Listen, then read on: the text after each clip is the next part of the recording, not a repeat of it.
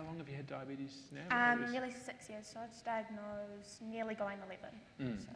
And you're still at school now? Well, I actually had my last exam this morning, so I used to go to St. Lawrence, but...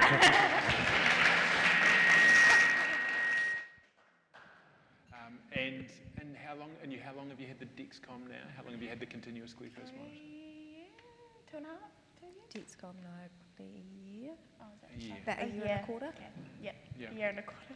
Yeah, and just you said some of it before, but just highlight some of the things that's changed about your life. Well, like I said, going to school every day, that was a challenge without the Dexcom. It just means that I'm able to manage my diabetes so much more, that I'm not having those fluctuating effects. And for those of you who do have diabetes will know that when they do fluctuate, you get more tired, and that's something that really impacted my diabetes with the Dexcom. Was I'm able to manage more, which meant that my fatigue was not nearly as bad as it was. Yeah. And Shelley, what have you noticed, and how's it helped you as a parent? I think kind of overall, I mean, Brianna had used a Libra when she first was diagnosed, but even that was a challenge. I was having it imported from England to Australia to a friend's house, and then she would send it to me in New Zealand because we couldn't even get it sent directly to New Zealand. And then you obviously paid for it. So Brianna was on that for a couple of years, and that was about $200 a month. And so when my son was diagnosed, he was on that as well. The challenge with Ashton was that he was dyslexic and ADHD, so you couldn't read his writing, and even if he wrote it one way, it could have meant the other way. And so when he was at intermediate, there was no way of tracking what he actually was doing or what we needed to do. And so it was actually then when he went onto a pump that we had been told about Dexcoms, because before that I didn't really know, and it was more of a safety issue around keeping him alive and knowing what his levels were and what insulin he needed because of the inability to write. So, if you didn't have it on him, what do you think would have happened? He'd be dead. Yeah, it would be catastrophic. He'd have had multiple hospitalisations by now. Yeah, 100%.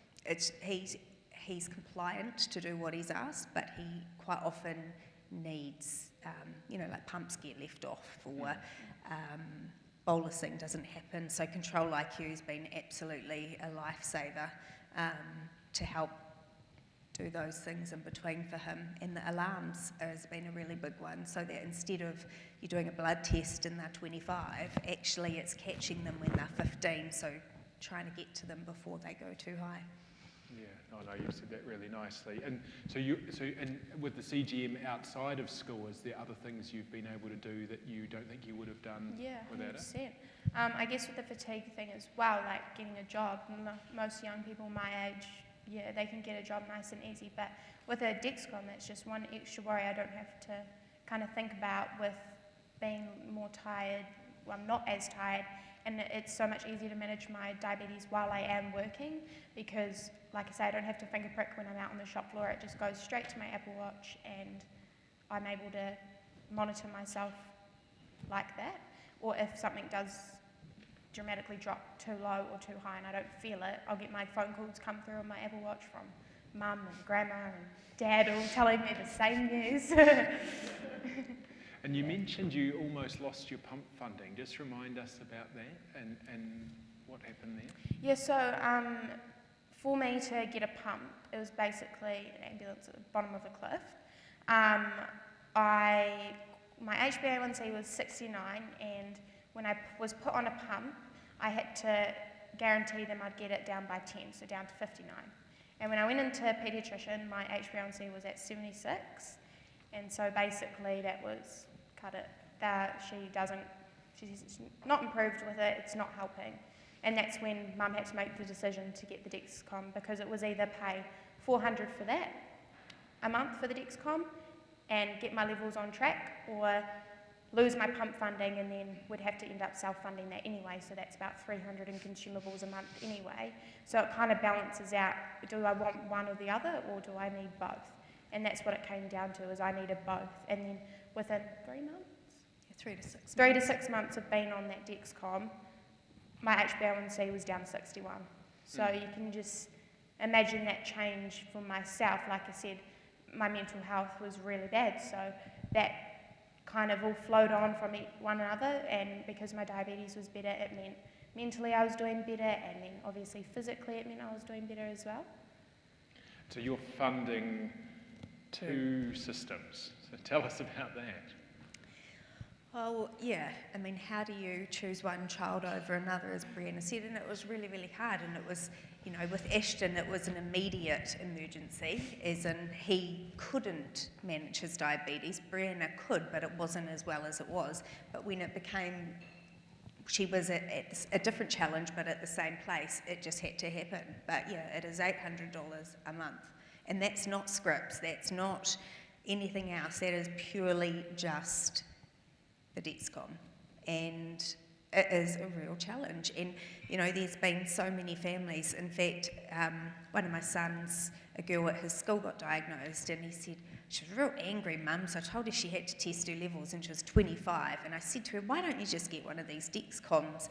And he said, shit, they don't have much money, and can we give her some of mine? I'm thinking, no.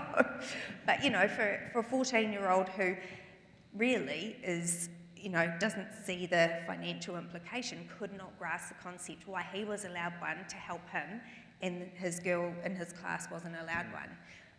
We've got family members who never knew about Libras or Dexcoms, and we've been there when there's DKA and when there's ambulances for hypos, and these things are avoidable. Why are we not doing stuff to help everybody? Because why is one person more important than the other purely because you can afford to pay for it? It's not fair, and in the long run it's going to be paid for because people are having toes amputated, your eyes need surgery, you're going on dialysis. Whereas so much of the stuff, if we could implement it from a young age, we just would have so much better control. And with Control IQ, I just think everybody's levels are just going to be, like your levels have been kept so much better even in the last 2-3 months with the Control IQ. So that's using automated insulin delivery. I think we were sort of running out of time, but was there anything you wanted to ask, or? Do you know, statistically, and I don't know if it's in just paediatric or what field, how many people in New Zealand actually are accessing Dexcoms? Like, if it's children, like, what is the percentage of children that are actually being able to access these tools? It's a pretty good question. I don't think we've got data on adults because we're not collecting funding, but my guess is it's more affluent adults, and the people who are going to be missing out are going to be less affluent Māori Pacific communities in particular. And so in adults, I think the numbers will be low, but there'll definitely be haves and have-nots, and I think that's unacceptable. In children, we know that because children are so precious and because families take this so seriously and they know the benefit, about 70 or 80% of New Zealand families are paying out of their own pocket for their continuous glucose monitors. So whether that's a Freestyle Libre, which is a cheaper, less efficacious technology, so there's good data showing that's not as good, or real-time continuous glucose monitors. So large percentages of New Zealand families, of the 2,500 children or so in New Zealand, are paying for that out of their own pocket. So that's something that needs to change urgently. Definitely. So any questions from the floor, and then we should wrap up because we're getting close. So Jilly, come up to the microphone. Maybe time for 2 or 3 questions. No, so I haven't really got a question, Ben, this time. I just wanted to say, I don't know if anybody's aware, but Brianna also raised money for all the children who come to camp to have access to a Libra this year. So she did it, was it 2 years ago? Yeah, so that was just completely off her own back. She felt bad about the equity thing, and so she did a fundraiser, so I feel quite emotional about it. Just think she's an absolutely awesome individual who struggled herself but has fought for the rights of others to have equitable access, and I think should be recognised.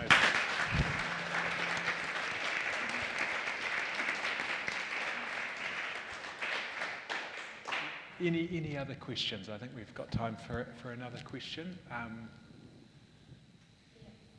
Great. Back to your days at school.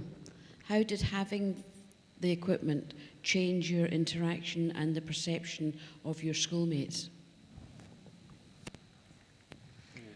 So CGM at school, how did that change your schooling or your ability to engage with school? Oh yeah, so it just meant that I felt more included because like my friends, they're involved in my diabetes, but them eating their food and then me having to check my levels, and I don't know, I just wouldn't do it. In other words, before a Dexcom, whereas now I'm actually doing it. Whereas if I was finger pricking, I'd just eat and I'd deal with it after school, or just kind of wing it. But also when your alarms would go, your friends are like, are you high? Are Yeah. you low? There used to be a classroom joke when my pump would go off because I'm going a bit high. Is the cake baked? Or is the pizza ready? No, that's great. Well, thank you so much Thank for coming, you. and it's really important that you do what you've done. So Thank you.